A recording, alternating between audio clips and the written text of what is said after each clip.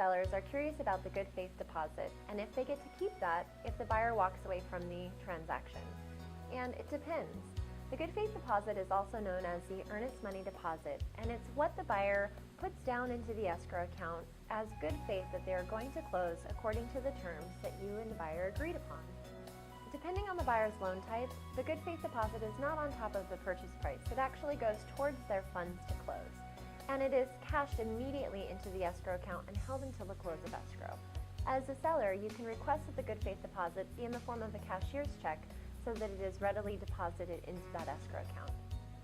In California, the buyer will have a certain amount of time to explore all aspects of the property while their deposit is essentially refundable. And once they release that contingency in writing, and if they walk away from the sale at that point, then their deposit is at risk. There is a liquidated damages clause in the contract that protects you, the seller, for up to 3% of the purchase price, regardless of the earnest money deposit. If the buyer cancels the transaction and you feel like you've suffered liquidated losses, or you feel like they're canceling without reasonable cause, then you can mitigate for that amount up to 3%. This process can be timely and it can cost you a lot of money. On top of attorney's fees, you can actually be fined for wrongfully withholding the buyer's deposit in the escrow account during the mitigation process.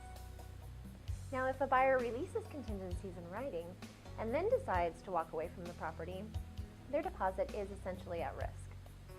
It's very important to keep an open line of communication with your realtor during this process so that you as a seller can focus on selling the property rather than on the good faith deposit.